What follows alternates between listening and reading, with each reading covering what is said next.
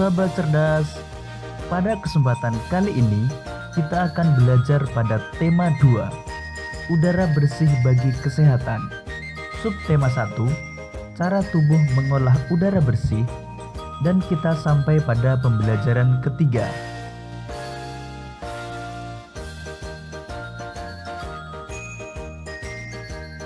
Semua makhluk hidup memerlukan oksigen untuk bernapas. Oksigen tersedia melimpah jika lingkungan kita bersih dan banyak tumbuhan hijau. Menciptakan lingkungan bersih dan banyak tumbuhan hijau menjadi tanggung jawab kita.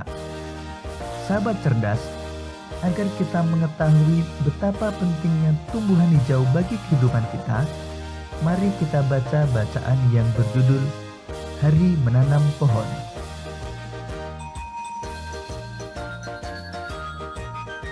Hari Menanam Pohon. Indonesia dikatakan sebagai paru-paru dunia. Sebutan itu disematkan karena di Indonesia terdapat hutan yang sangat luas. Daun-daun di hutan mengeluarkan oksigen berlimpah. Oksigen merupakan unsur penting bagi kehidupan.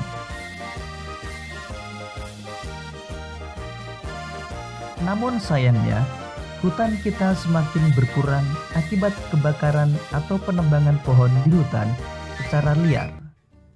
Oleh karena itu, pemerintah bersama rakyat berusaha mengurangi kerusakan hutan.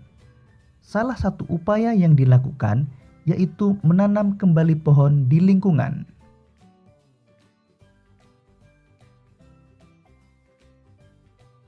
Tanggal 28 November diperingati sebagai Hari Menanam Pohon.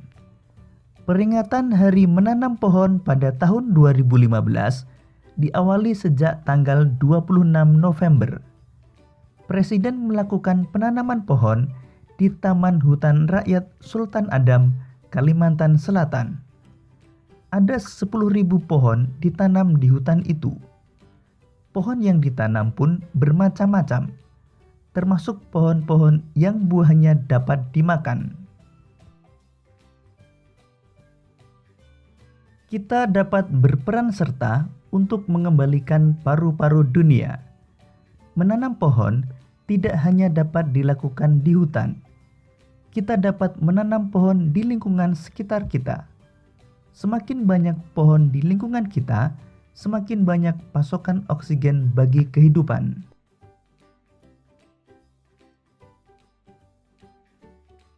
Berdasarkan bacaan Hari Menanam Pohon, kita dapat melengkapi peta pikiran berikut ini. Hari Menanam Pohon. Hari Menanam Pohon diperingati setiap tanggal 28 November. Kegiatan menanam pohon dilakukan di Taman Hutan Rakyat Sultan Adam, Kalimantan Selatan. Pohon yang ditanam bermacam-macam, termasuk pohon yang menghasilkan buah. Kita harus menanam pohon agar kelestarian lingkungan terjaga dan ketersediaan oksigen berlimpah. Yang melakukan kegiatan menanam pohon adalah pemerintah bersama seluruh masyarakat. Kegiatan yang dilakukan adalah menanam pohon untuk mengurangi kerusakan hutan dan mengembalikan paru-paru dunia.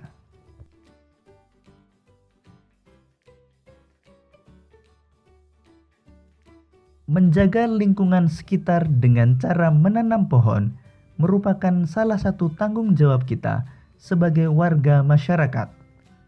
Semua warga masyarakat mempunyai tanggung jawab dalam menciptakan kenyamanan dan keamanan lingkungan tempat tinggalnya. Sahabat cerdas, tahukah kalian apa saja tanggung jawab kita sebagai warga masyarakat? Untuk mengetahuinya, simak penjelasan berikut ini.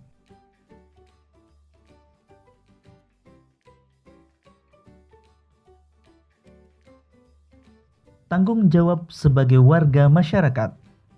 Tanggung jawab merupakan sikap terpuji yang hendaknya dimiliki setiap individu. Sikap tanggung jawab mencerminkan nilai karakter setiap individu. Jadi karakter seseorang tercermin dalam sikap tanggung jawabnya, baik terhadap diri sendiri, orang lain, masyarakat, maupun bangsa dan negara. Lalu apa yang dimaksud dengan tanggung jawab itu?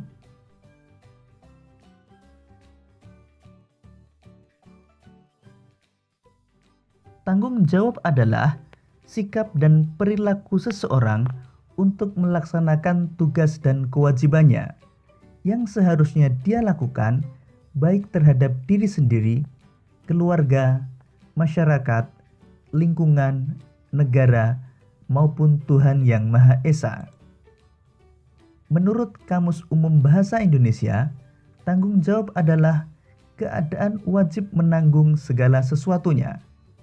Setiap individu mempunyai tanggung jawab karena tanggung jawab bersifat kodrati, yaitu menjadi bagian dari kehidupan manusia.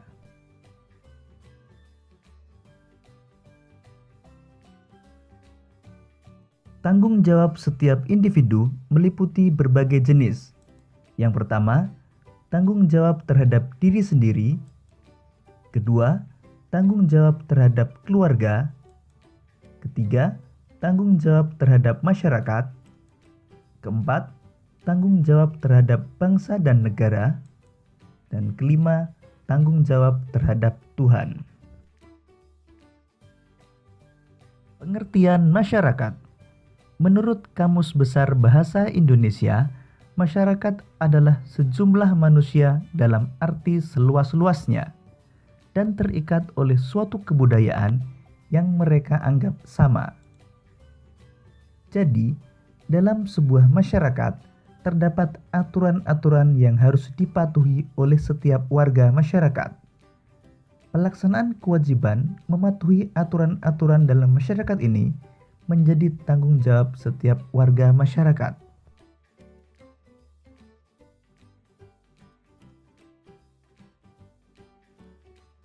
Jadi berdasarkan pengertian tanggung jawab dan pengertian masyarakat tadi, kita dapat menyimpulkan bahwa tanggung jawab sebagai warga masyarakat adalah tugas dan kewajiban yang harus dilaksanakan seseorang dalam kedudukannya sebagai warga masyarakat.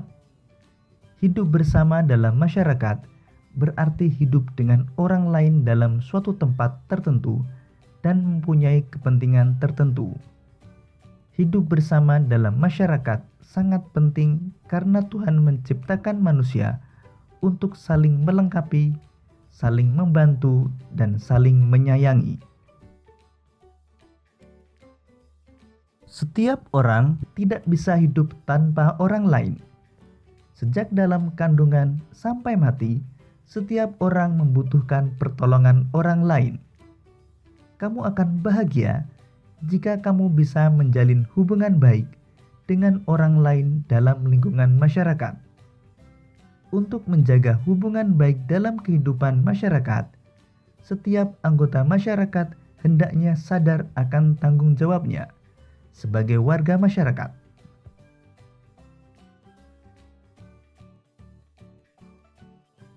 Sahabat cerdas, demikian tadi penjelasan tentang tanggung jawab sebagai warga masyarakat. Pada pembelajaran sebelumnya, kita telah belajar tentang kondisi geografis Indonesia yang beragam. Ada wilayah daratan dan ada pula wilayah perairan. Kondisi geografis yang beragam menyebabkan beragam pula jenis kegiatan ekonomi masyarakat. Lalu apa yang dimaksud dengan kegiatan ekonomi? Kegiatan ekonomi adalah semua kegiatan yang dilakukan manusia untuk memenuhi kebutuhan hidupnya. Lalu apa saja kegiatan ekonomi yang dilakukan oleh masyarakat Indonesia? Simak penjelasannya berikut ini.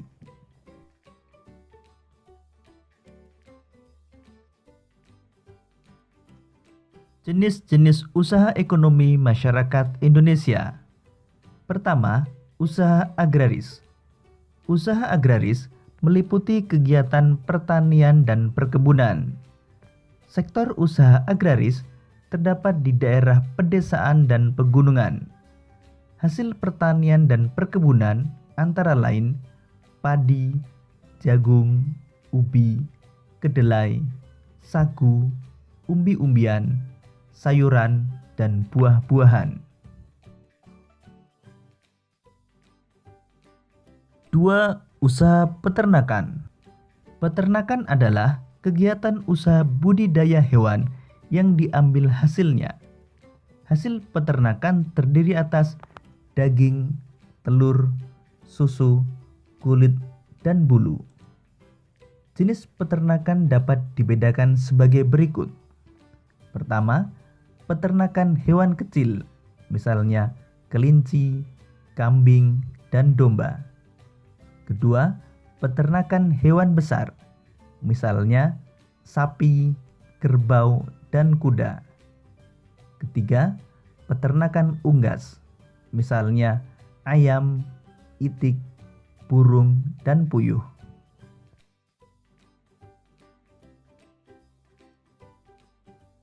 3. Usaha perikanan. Secara umum, usaha perikanan dibedakan menjadi perikanan darat dan perikanan laut. Perikanan darat terdiri dari perikanan air tawar dan perikanan air payau. Perikanan air laut yaitu usaha menangkap ikan di pantai atau di laut. 4. Usaha pertambangan. Barang tambang dapat dibedakan sebagai berikut. Pertama, barang tambang mineral logam, misalnya emas, perak, tembaga, timah, bauksit, dan nikel. Kedua, barang tambang mineral non-logam, misalnya belerang, gipsum, marmer, dan batu gamping. Ketiga, barang tambang sumber energi, misalnya minyak bumi, batu bara, dan gas alam. Perusahaan di Indonesia yang bergerak di bidang pertambangan antara lain PT Pertamina, PT Aneka Tambang, PT Freeport Indonesia, dan PT Chevron Pacific Indonesia. 5. Usaha kehutanan. Hasil hutan Indonesia antara lain kayu jati, meranti, ulin damar, dan rotan. 6. Usaha perdagangan. Perdagangan adalah kegiatan membeli barang dagang dan menjualnya kembali kepada konsumen. Melalui kegiatan perdagangan, pedagang akan memperoleh keuntungan dari selisih harga jual dan harga beli. Kegiatan perdagangan tidak hanya mencakup satu daerah atau satu negara. Akan tetapi, kegiatan perdagangan dapat dilakukan antar negara, yaitu dengan kegiatan ekspor dan impor. Ekspor adalah usaha menjual barang dari dalam negeri ke pasar luar negeri. Sedangkan impor adalah usaha memasukkan barang dari negara lain ke pasar dalam negeri.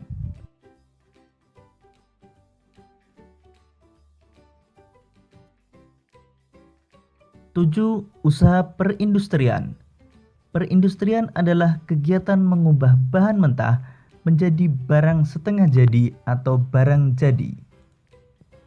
Usaha industri dapat dilakukan secara perorangan atau kelompok. Usaha industri dapat dikelompokkan menjadi industri rumah tangga atau home industry, industri sedang, dan industri besar. Contoh industri di Indonesia adalah industri makanan dan minuman, kosmetik, obat-obatan, garmen, serta elektronik.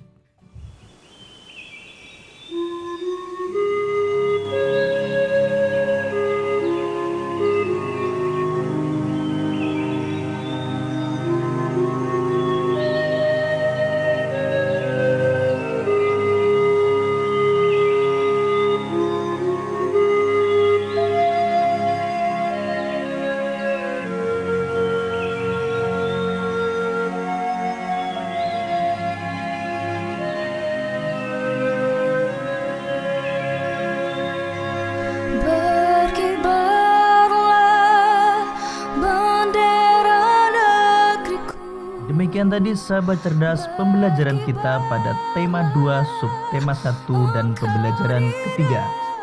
Sampai jumpa pada pembelajaran berikutnya. Tetap semangat dan selamat belajar.